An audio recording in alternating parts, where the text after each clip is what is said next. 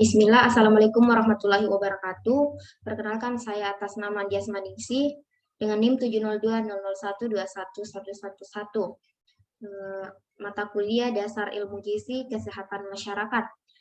Baik, pada kesempatan kali ini saya akan memaparkan materi mengenai protein dan vitamin.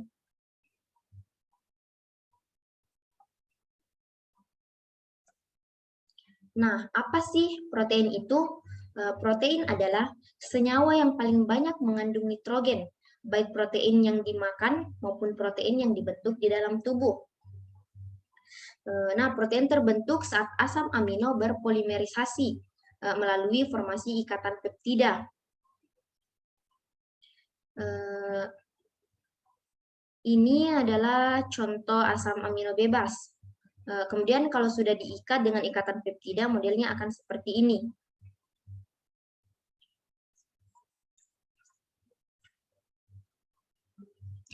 Fungsi protein. Fungsi utama protein yaitu diperlukan untuk pertumbuhan, perawatan, dan perbaikan jaringan tubuh. Jadi kita tidak bisa tumbuh dan berkembang kalau tidak ada protein. Kemudian protein juga berfungsi sebagai perawatan dan perbaikan jaringan tubuh. Seperti barang misalnya, kalau tidak dirawat akan cepat rusak. Nah, peran sekunder proteinnya itu sebagai sumber energi. Kemudian protein juga berfungsi membentuk protoplasma, enzim, misalnya protein pada gula-gula. Enzim dan hormon yang juga merupakan bagian vital yang penting di dalam tubuh kita, karena dia mempercepat reaksi. Kalau tidak ada enzim di dalam tubuh kita ini, akan terjadi slow motion. Begitu juga dengan hormon, yang dapat membantu regulasi tubuh. Kemudian produksi dan pemeliharaan protein tubuh, jadi memang di tubuh kita itu ada yang namanya banding protein,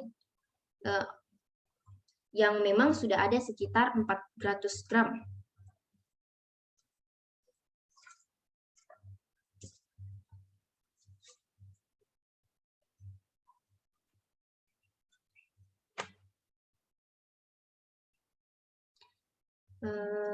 Baik. Protein juga diperlukan untuk suplai asam amino, karena memang tubuh kita yang hampir beberapa bagian yang penting itu mengandung protein. Jadi kalau memang cuma dari makanan, bisa gempar tubuh kita.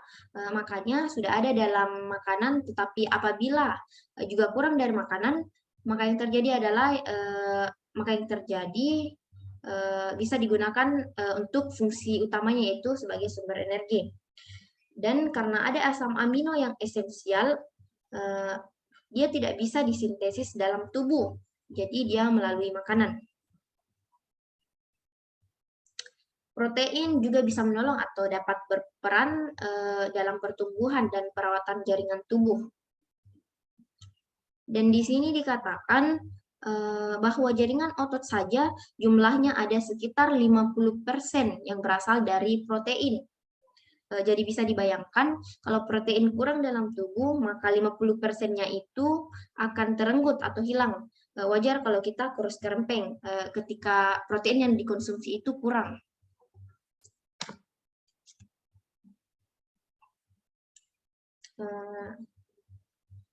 Pertumbuhan anak-anak dengan tulang, darah, tulang dan skin cell atau kulit kita itu mereka dimulai dengan membutuhkan protein. Jadi protein itu bisa berperan dalam yang pertama pertumbuhan dan perawatan, enzim, hormon, keseimbangan cairan dalam tubuh, baik itu volume dan komposisinya, dan protein juga dapat membantu dalam hal tersebut. Keseimbangan asam basa, protein juga membantu keseimbangan asam basa pada cairan tubuh. Kemudian transportasi, protein juga berfungsi sebagai transportasi substans, dan ada beberapa protein, mineral, oksigen yang membutuhkan transport dari protein. Antibodi, protein juga berperan dalam antibodi atau melindungi kita dari berbagai penyakit. Energi dan glukosa. Jadi protein juga bisa diubah menjadi glukosa apabila dibutuhkan, tetapi bukan sebagai sumber utama. Jadi kalau kita makan protein dari suatu makanan, kemudian diabsorpsi dalam fase absorpsinya atau fase penyerapannya, itu begini jadinya.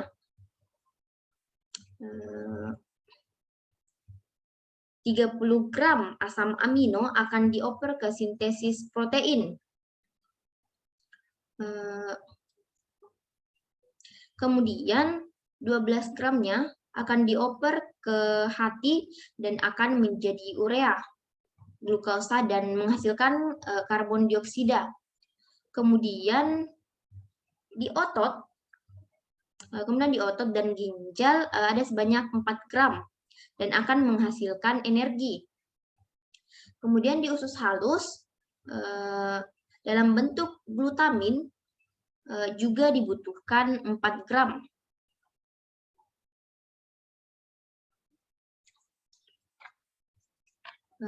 Enzim pada proses pencernaan protein. Ada enzim pepsin, tripsin, karboksipeptidas A dan B, ada elastase, ada juga di peptidase. Klasifikasi protein. Jadi kalau kita mengonsumsi protein 100 gram per hari, dan ada juga pembentukan asam amino non-esensial, kemudian ada juga body protein yang kemudian menghasilkan pembentukan dan pemecahan molekul protein. Jadi body protein 400 gram per hari menghasilkan pertumbuhan dan pemecahan molekul protein pada orang dewasa. Nah, akan menghasilkan asam amino sebanyak 100 gram per hari. Jadi dari makanan dan dari sintesis non-esensial. Kemudian dari 100 gram itu, dari 100 gram asam amino, ada yang kemudian menjadi glukosa dan glikogen. Kemudian ada juga karbon yang tidak digunakan, yang dibakar oleh tubuh. Kemudian bisa membentuk glukosa, karbo, dan juga lemak.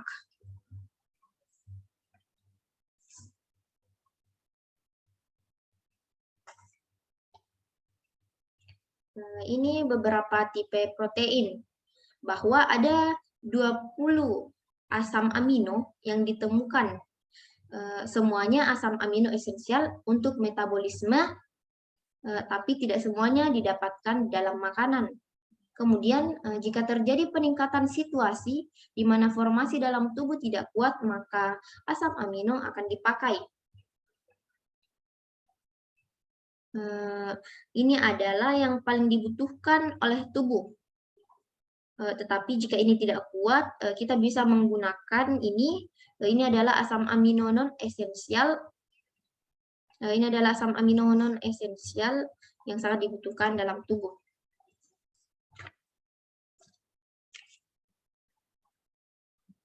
Ini merupakan sumber lain, yaitu ada asam amino esensial dan asam amino non-esensial.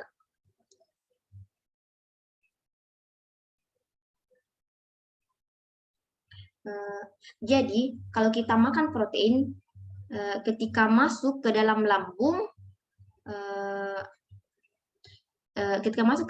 ini dengan bantuan enzim pepsin, diubah menjadi polipeptida dan dipecah menjadi asam amino langsung. Saat melewati pankreas, di situ di situ ada enzim elastase, karboksipeptidase, tripsin dan simotripsin. Dari polipeptida akan diubah menjadi oligopeptida.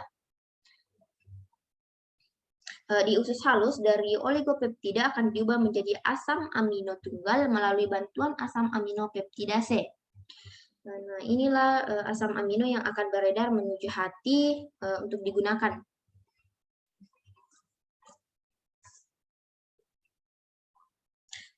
Baik, protein itu terdiri dari protein hewani dan protein nabati. Protein nabati itu kalau dikatakan ada yang sangat baik untuk pertumbuhan dan perkembangan, dan ada juga yang hanya baik untuk perkembangan. Yang lengkap itu adalah protein hewani yang berasal dari hewan.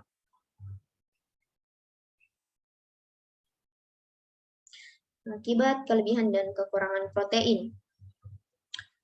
Akibat kelebihan, itu dapat meningkatkan aliran darah ginjal dan laju filtrasi glomerulus dan menyebabkan stres pada ginjal. Jadi ketika kita kelebihan protein itu dapat menyebabkan stres ya pada ginjal dan meningkatkan aliran darah ginjal. Kelebihan protein juga dapat mempengaruhi tulang positif dan negatif. Juga peningkatan ekskresi kalsium 50% yang berpotensi menjadi osteoporosis. Jadi dapat kita lihat kelebihan protein juga memiliki dampak negatif ya, dapat menyebabkan osteoporosis.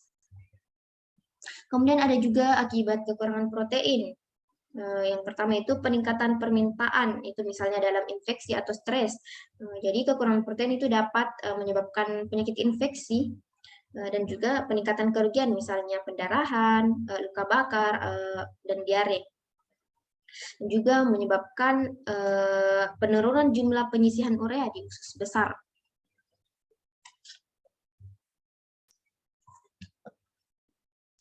Kemudian ini juga sama ya, kekurangan protein juga dapat menyebabkan anemia dan menyebabkan respon imun kurang baik. Anak-anak dengan penderita kwashiorkor memiliki ciri khas yang membedakan penyakit ini. Yang pertama, retensi cairan dan karenanya edema berat berhubungan dengan penurunan konsentrasi protein plasma, lelah yang parah pada otot, lengan, dan kaki. Pembesaran hati, ada juga perubahan karakteristik tekstur dan warna rambut.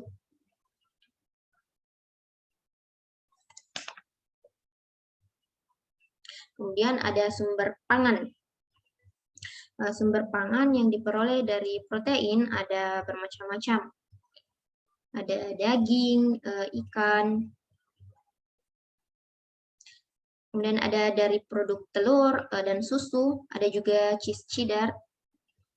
Protein yang dikandungnya itu pada cheese, keju, yaitu sebanyak 24,9.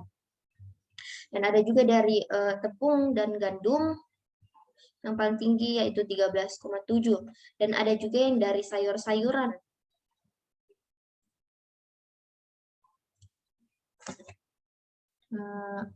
Sumber protein itu ada banyak, ada yang berasal dari hewan dan tumbuhan. Kalau hewan contohnya di hati, daging, telur, dan susu. Kalau di tumbuhan contohnya itu ada kedelai dan kacang-kacangan. Dan spesifik protein yang baik untuk kesehatan otak, yaitu pangannya ada ikan, unggas, daging sapi, telur, produk susu, kacang-kacangan, dan biji-bijian. Kemudian materi vitamin.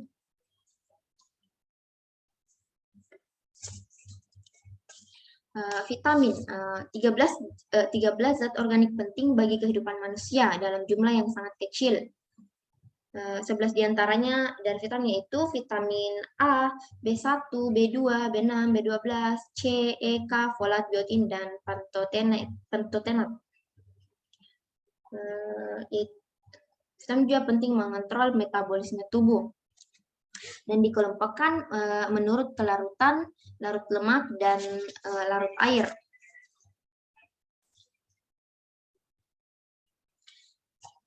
Baik, fungsinya. Macam-macam fungsi vitamin. Setiap vitamin itu mempunyai fungsinya masing-masing. Itu vitamin E dan C yaitu berfungsi sebagai antioksidan, vitamin A dan D berfungsi sebagai hormon, vitamin K, C, niacin, dan pantotenik berfungsi sebagai kofaktor. Nah, kofaktor itu adalah kimia atau molekul atau ionik yang terikat enzim untuk meningkatkan aktivitas biologis enzim. Kofaktor itu terbagi menjadi dua, yaitu ada kofaktor anorganik dan kofaktor organik. Kemudian vitamin A, K, C, tiamin, dan niacin itu berfungsi sebagai koenzim. Ini ada apabila asam amino esensial mau dibentuk menjadi asam amino non esensial, apabila asam amino esensial mau dibentuk menjadi asam amino non esensial, dia butuh B6. Ini dia butuh B6 dan B9.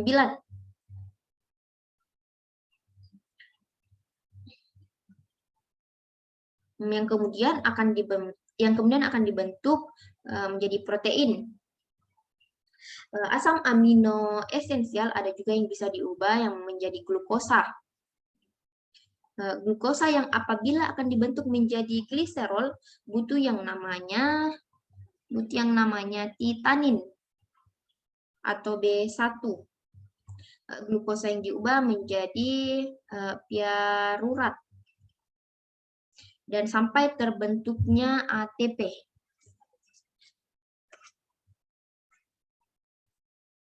Kemudian pembagian vitamin. Pembagian vitamin itu ada vitamin yang larut dalam air, ada juga vitamin yang larut dalam lemak.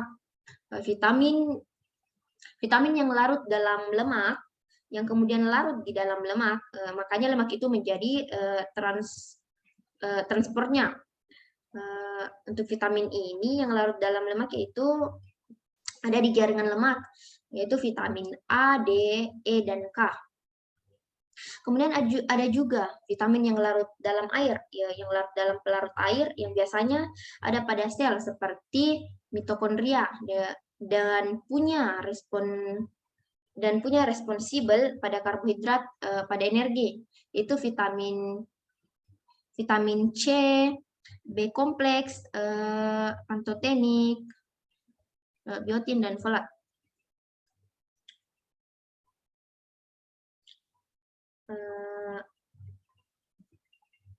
Ini merupakan bahan vitaminnya. Ini ada vitamin C, B kompleks.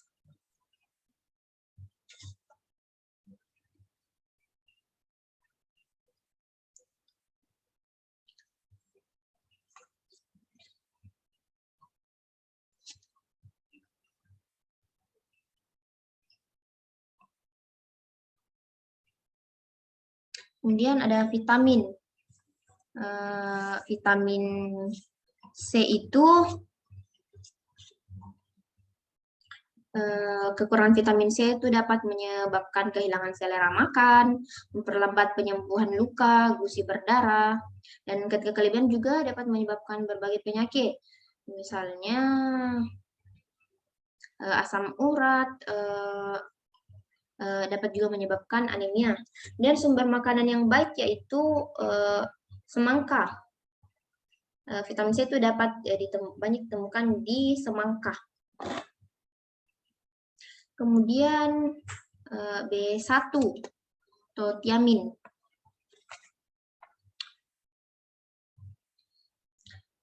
Akibat kekurangan B1 dapat menyebabkan beri-beri, lemah otot, dapat memperbesar hati, dan edema. Kelebihan kelebihan vitamin B juga dapat menyebabkan beberapa penyakit, misalnya terkait dengan pengembangan hipersensitivitas untuk tiamin. Sumber makanannya itu dapat ditemukan di ragi, daging, bunga matahari, dan polong-polongan.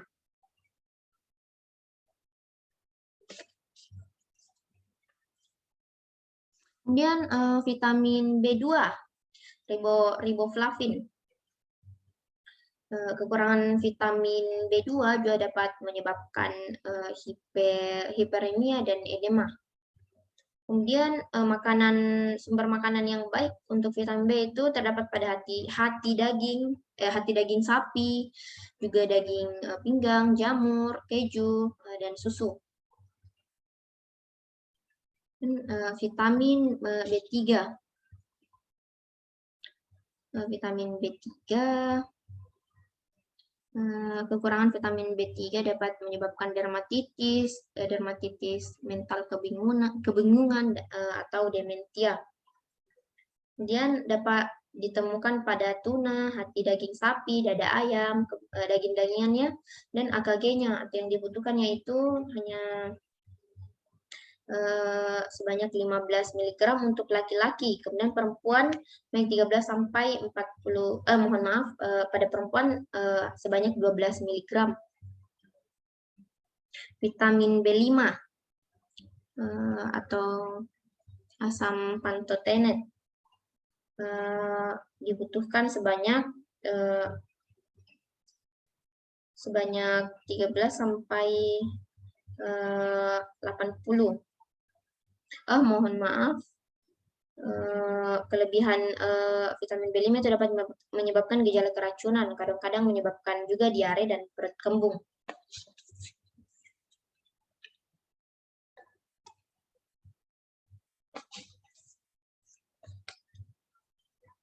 Vitamin B6, koenzimnya yaitu piredoxalfosfat. Kemudian kekurangan vitamin B6 dapat menyebabkan dermatitis dan bahkan kejang. AKG yang dibutuhkan itu pada laki-laki usia 10 sampai 49 tahun yaitu 1,3 mg. Dan pada perempuan membutuhkan usia 16 sampai 18 tahun membutuhkan 1,2 mg. Vitamin B8 atau biotin. Sumber makanan itu dapat ditemukan pada sintesis dari flora mikro, pada sisa pencernaan. Juga dapat ditemukan pada keju, hati. Kemudian yang dibutuhkan pada laki-laki dan perempuan usia 16 sampai 80 tahun yaitu sebanyak 30 mcg. Dan vitamin B9, kekurangan vitamin B9 juga dapat menyebabkan anemia, depresi, dan bingung. Vitamin B12 atau kobalamin. Kelebihan vitamin B12 juga dapat menyebabkan tidak ada gejala keracunan yang berhubungan dengan vitamin. Mohon maaf, kelebihan B12 itu tidak ada gejala keracunan. Kemudian kekurangannya yaitu dapat menyebabkan anemia. Sumber makanan yang baik vitamin B12 yaitu dapat ditemukan pada daging, ikan, kacang-kacangan, dan juga susu.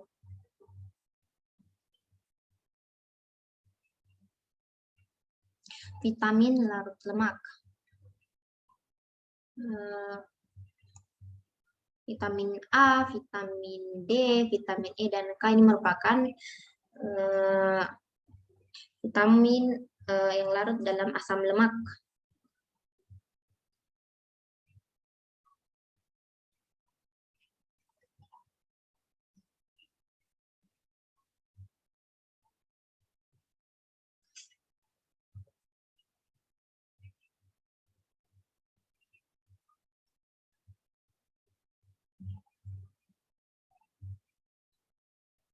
Ini merupakan beberapa penyakit yang diakibatkan kekurangan vitamin.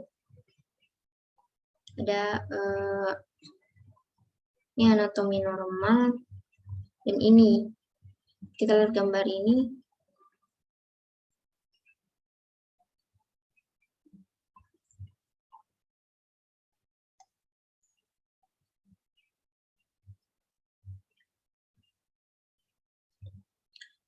Apabila kita kekurangan vitamin, maka akan berpengaruh terhadap jaringan penyimpanan tubuh.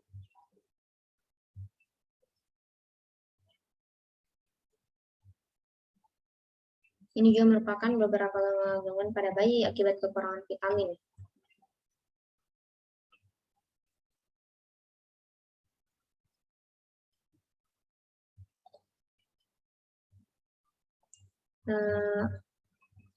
Vitamin A yang dapat hilang dari kandungan vitaminnya itu dari vitamin A kalau disimpan selama masa penyimpanan. Vitamin D,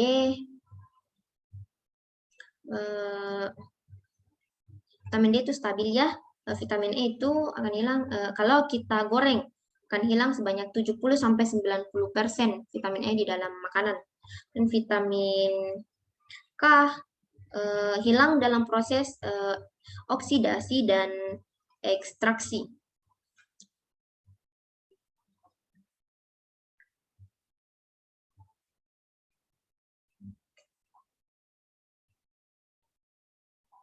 Baik, ini juga vitamin yang dapat ditemukan pada makanan, misalnya di sayur-sayuran itu ada vitamin A, vitamin K, vitamin C, dan vitamin B6.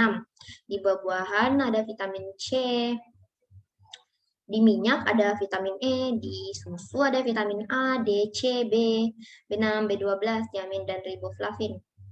Dan di sereal ada tiamin, riboflavin, ada juga vitamin B, vitamin B6, vitamin B12, vitamin A, dan vitamin D.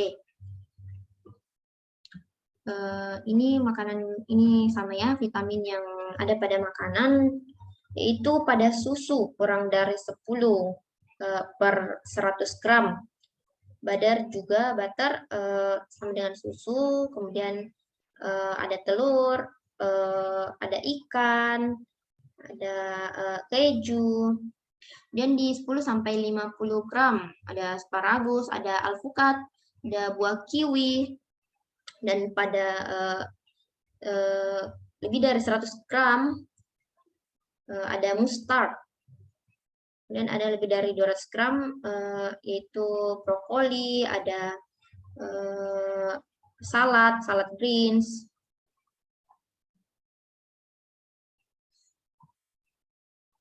Ini vitamin A terdapat pada telur dan hati, vitamin D terdapat pada susu dan keju, ada vitamin E terdapat pada minyak sayuran, vitamin K terdapat pada brokoli, asparagus. Baik, itulah materi yang dapat saya paparkan.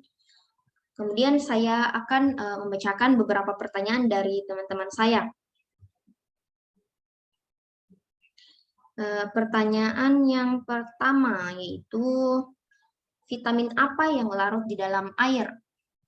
Yaitu vitamin B.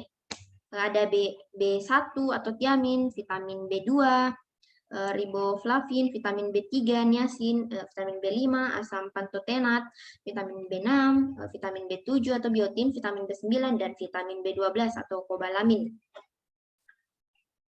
Pertanyaan yang kedua yaitu, apa yang dimaksud dengan vitamin yang larut dalam lemak?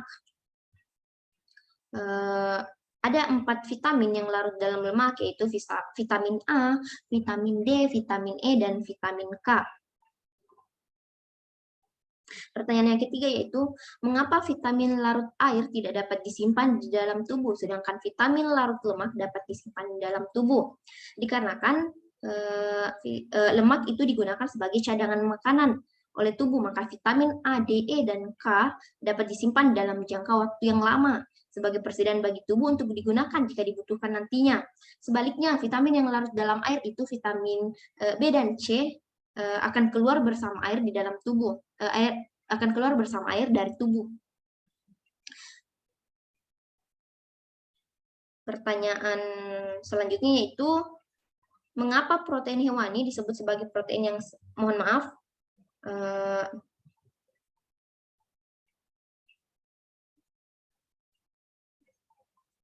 apa yang dimaksud dengan prokoenzim dan allosterin?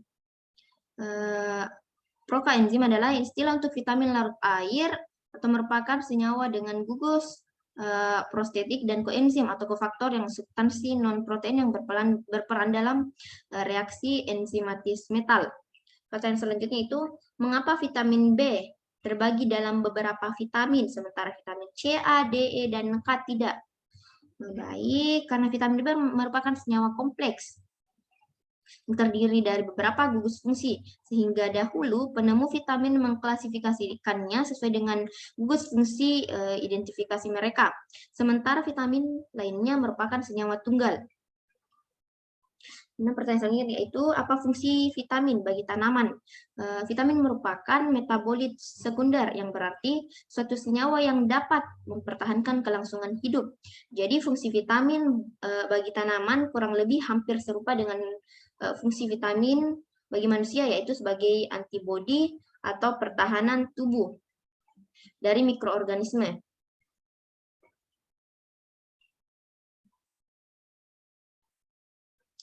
Pertanyaan selanjutnya itu, mengapa protein hewani disebut protein yang sempurna?